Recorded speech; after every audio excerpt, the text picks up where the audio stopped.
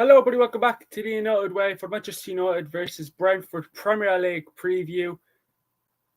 Manchester United will be facing Brentford tomorrow again in the Premier League at Old Trafford. 3:00 kickoff at Old Trafford. And just to throw it in there, there's a good chance to be a watch along for this game. So join me from 2:30 p.m. here on the United Way for the watch along.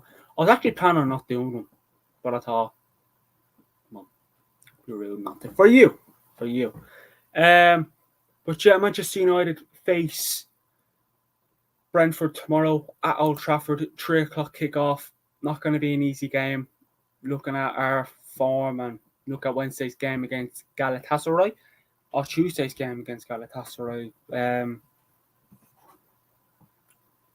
So yeah, I mean, Manchester United. I'm going to go through our form here and our previous 5 games. Bayern Munich beat us 4-3 in the UEFA Champions League. We beat Burnley 1-0 in the Premier League. We beat Crystal Palace 3-0 in the Carabao Cup. We lost against Crystal Palace a few days later in the Premier League. And then we lost 3-2 against Galatasaray. I mean, yeah, we've only... So out of our previous 5, we've won 3 defeats and 2 wins. Bayern, you expect us to lose against, okay? That's fair. Burnley, we expect them to beat them. We beat them. We expected to beat Palace in the Carabao Cup. We beat them. We also expected to beat them in the Premier League. We didn't. And we expected to beat Galatasaray. We didn't. So we didn't win the games we were expected to win, except for Burnley and the Palace Carabao Cup game. So as a Manchester United fan, I have to be honest and say I'm a bit worried with Manchester United at the moment. I mean, I'm backing me manager. I have every right to. If you disagree with me, that's your opinion. Opinions matter. Let us know in the comments if you back Ten Hag or you'd like him to go. Personally, if you let him go, who are you going to bring in? I'm not like, even if there was any top class manager out there, I still wouldn't, because Ten Hag knows what he's doing. And at the moment, Manchester United is all over the place. So you just have to back the manager. It doesn't take... What did the legend himself, Sir Alex Ferguson, say? Back the manager and the players. And Fergie, I hope you're doing well, regarding news about your wife. But back the manager. Back what Fergie said and back the man who he's asking to back. I know that was probably David Moyes, but you have to back the manager and the players. Back the manager. Just if you don't want to back the players, back the manager. That's what I'm doing. I'm backing the manager, and I just hope these players can actually listen to the manager, because these players have threw previous managers under the bus, so they just think, sure, look, he'll be gone soon. Let's not listen to him. Let's play FIFA, Jadon Sancho. But yeah, it's a bit worrying, and I hope we can get the job done tomorrow. Must win. It's a must-win game, isn't it? I mean, there is no chance in hell that we can afford to drop points tomorrow. We cannot draw or lose tomorrow. And unfortunately, my prediction is not confident, unfortunately. But I have to be honest.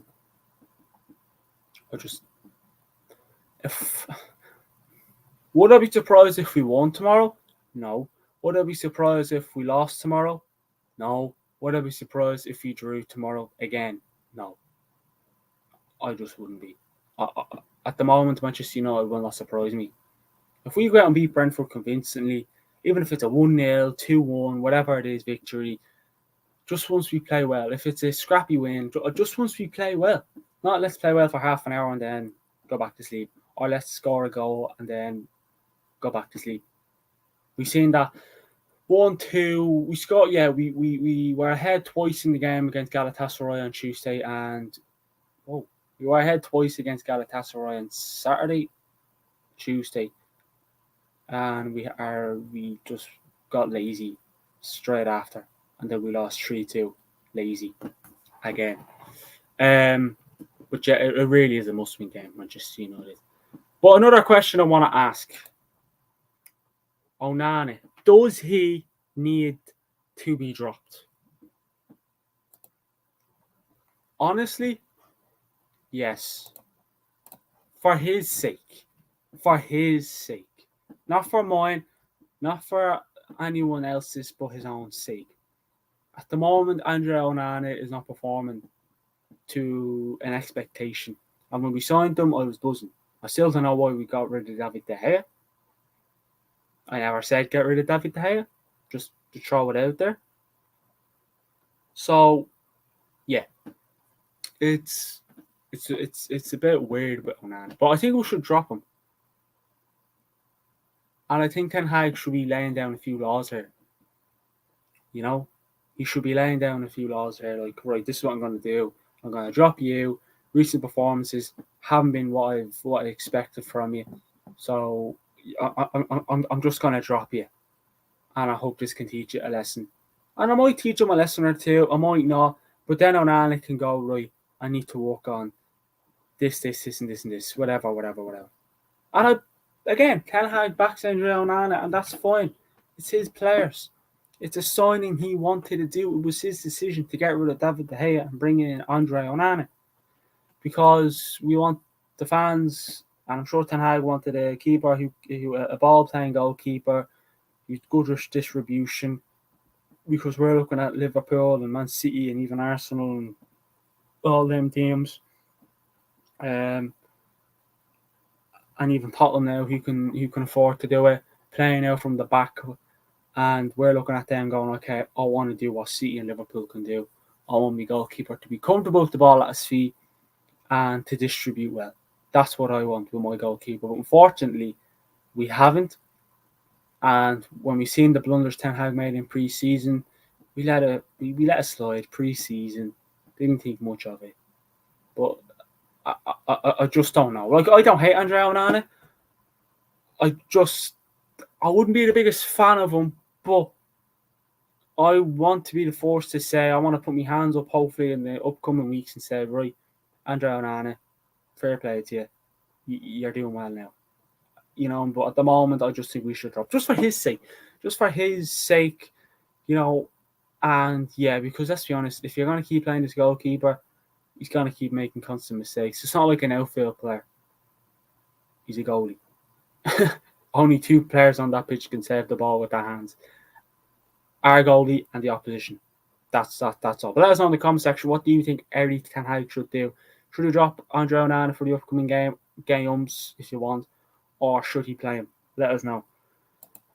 Now, our man from Witness Shaw, he must be said, he's born to play in red and white, like Manchester Rashford is red. Yeah. Marcus Rashford's form at the moment doesn't seem to be flying, does it? I'll give it to him. He made a good assist to Rasmus Højlund on Tuesday. And Rashford was on the right wing as well, so maybe he's a new right winger. I don't know. I wouldn't be a big fan of playing him there. Rashford's confidence is a bit flat. Very, very flat. At the moment. And it's not, look, I back Rashford. I like Rashford. I really do like Rashford. I don't hate him. I don't think I've ever said I hated Rashford. He, at the moment, he's a bit agitating. Like I said in previous streams, when he has to shoot, he passes, and when he has to pass, he shoots. An example, Galatasaray on Tuesday. Right wing again. Huge run down the right wing. Instead, he looks up, sees Bruno, knows he has an options to shoot or pass. The Rashford last season puts that at the back of the net. He doesn't swear it. He doesn't think twice. He thinks once, and it's in the back of the net. That's how you know his confidence is low. Because he's looking at a Bruno Fernandes and saying, well, I'll just square it to Bruno. You know what I mean? Because he's probably thinking himself, if I don't pass this and I fluff it, either way, I would have, maybe it wouldn't have been fluffed if he shot himself. But unfortunately, he took the pass. And yeah, I'm not saying, but I'm just saying. But his form at the moment is a bit, yeah, and I hope he can come out of it. because he's had these in the past, so I hope he can do it again. It's just because look at last season. You look at last season, Manchester United, Rashford was brilliant. He was scoring every game, everywhere. Whether it was when he started or came on from the bench, he was scoring goals or doing having some sort of say. So yeah, Marcus Rashford. Let us know in the comments. What do you think, should Marcus Rashford? I think we should play him. I hope Garnacho starts, but unfortunately, I just can't see it. So. Is Ten Hag's job on the line?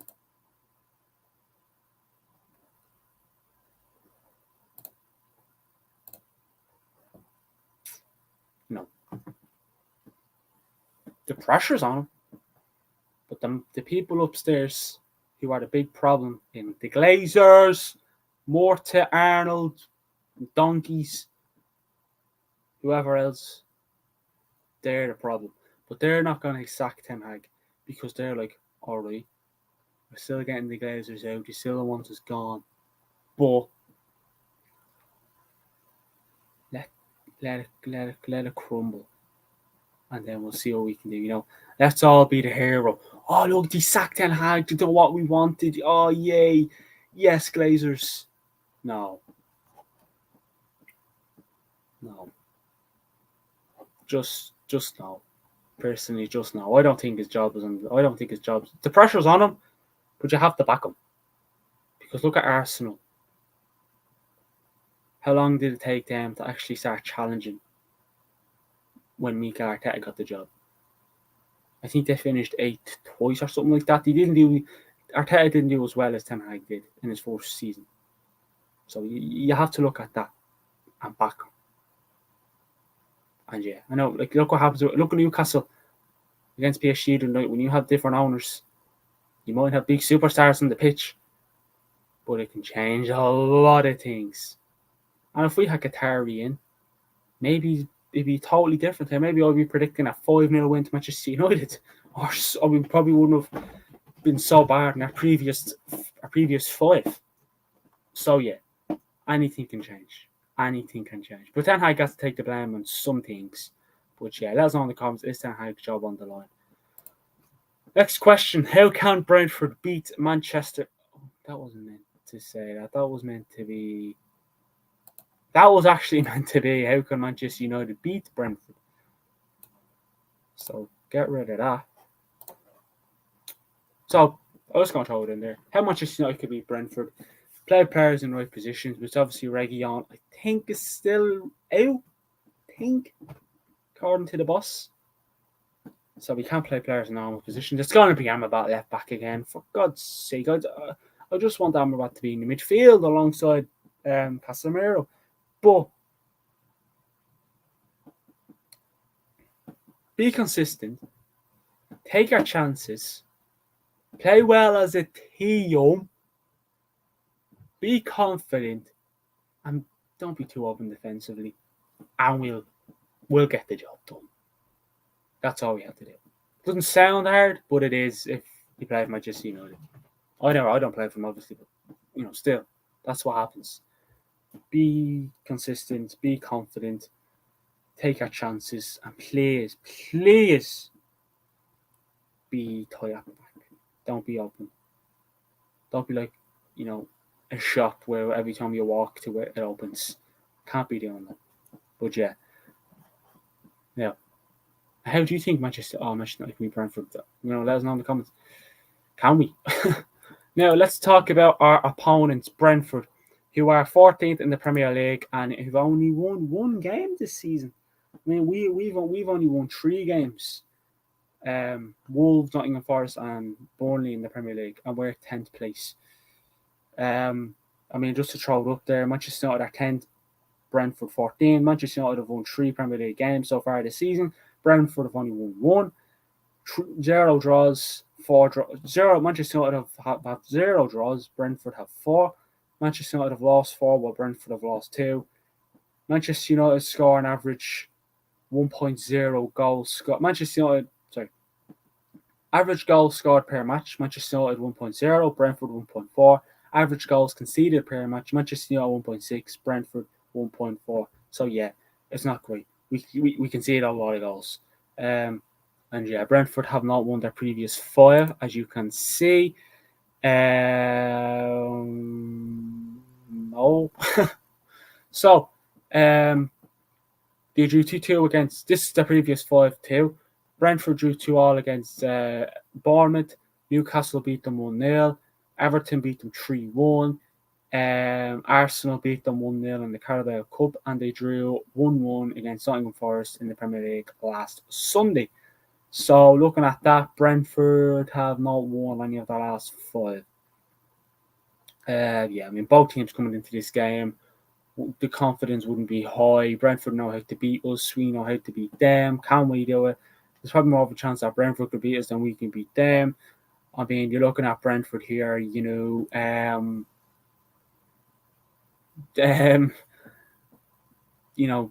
can see the 2 against Bournemouth, 1 against Newcastle. That's 3, 6 Everton, 7 Arsenal, 8 Forest. So they've conceded 8 goals so far in their previous 5. We've conceded, 4 against Bayern, 1 against Palace, and 3 against Galatasaray. So that's 8 as well. So both teams have conceded 8 goals in their previous 5. It's not great either.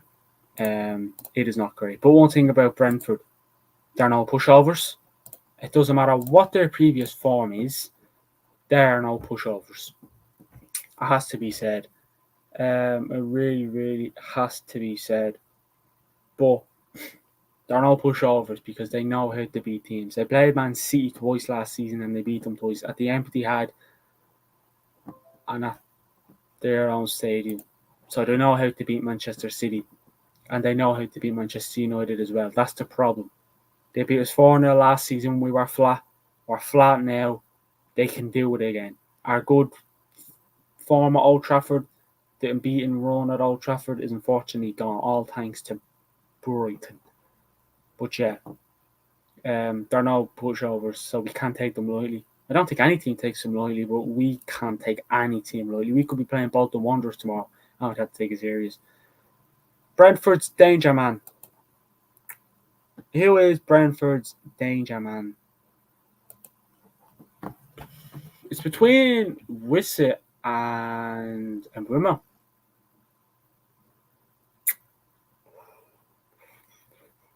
Well, Mbeumo is their top goal scorer. So I'm going to go Mbeumo. I mean, again, Wissett, Brentford will either go 3 at the back or a 5 at the back. They usually...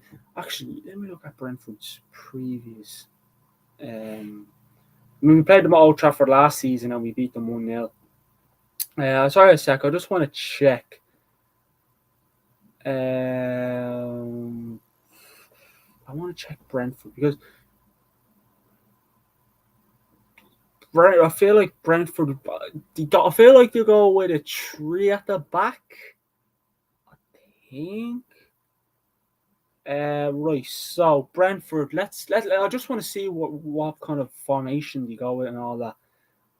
So let's look at the game against Nottingham Forest on the weekend.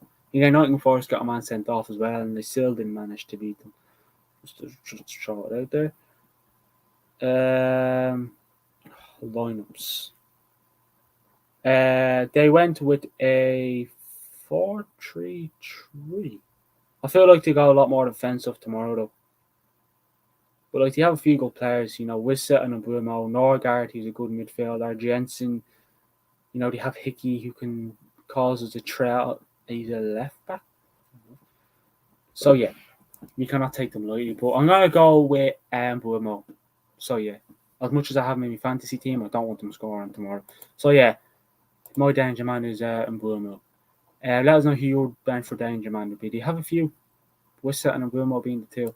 So Brentford's top goal scorer, who goes by the name of Brian Mbeumo. He scored 4 goals so far this season for Brentford. He is a top goal scorer. That's just what I saw. That's what I read. Just the stats. Blame football if I'm wrong. But yeah, he is the top goal scorer, and we can't take him lightly either. He's a good player. I mean, he played Tottenham at the start of the season. I think he finished 2-2, 3-3. So they know how to beat. They know how to give the top clubs a game, home or away. So you have to give it to them. I mean, another question: will Brentford fancy their chances? Yeah, listen, Brentford will be coming to Old Trafford tomorrow. I mean, I said Galatasaray were fancying their chances coming to Old Trafford on Tuesday, and I'm sure they did, and they did. They fancied their chances. They took their chances, and yeah, that game could have finished 4-2 if I wanted to. 4-3, it could have been a high-scoring game, 5-goal thriller. But yeah, they'd be probably licking their lips. They're probably sitting there tonight now, going to be like, right, we can't beat Manchester United. Run at them, run at that midfield. With only one defensive midfielder. If we had an Amrabat and Casemiro, I'd be so confident. If I was here, if I found out Reguilon was available, I'd be like, all right, there's a good chance now we're going to beat this. But with the midfield, Mason Mount is not a defensive midfielder. He's a calm. He's a Bruno Fernandes position. You can play on the right wing as well, but I don't think Ten Hag will fancy that. So yeah, Brentford. I mean, again, like, how can Brentford beat Manchester United? Here's how Brentford can beat Manchester United, and I'll tell you, Brentford just have to run at that midfield and defence. That's all they have to do.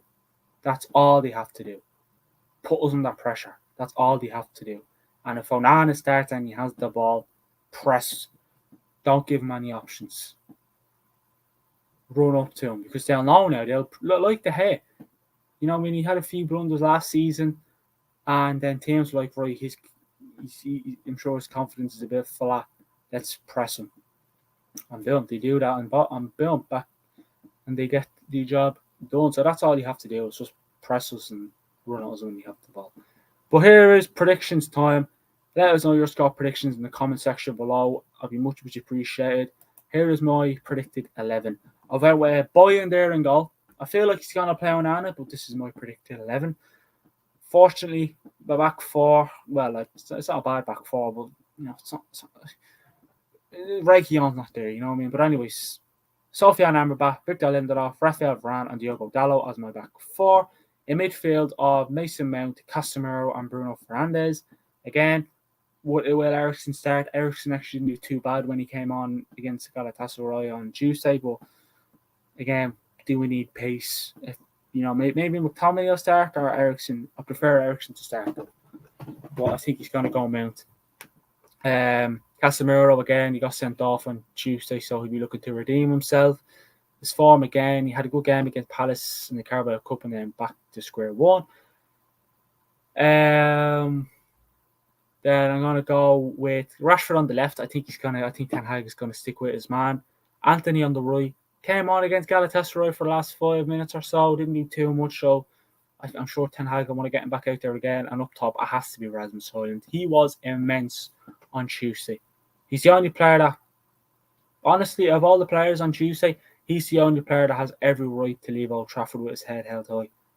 He's 20 years of age. We spent a lot of money for him, but I questioned it, but now I'm starting to like it. Hopefully the players around him can actually play well. I mean, again, having Anthony back, I mean, you looked at it recently. That's, you know, having Bruno playing on the right wing, it's not great. You know, as much as he can whip the ball in, and he's willing to work hard, play anywhere as well. He's not a winger. Where Bruno is on that, where you can see Bruno now is where Bruno should belong and stay. Don't play him any deeper. Don't play him any higher. Just play him there. Play players in the right positions.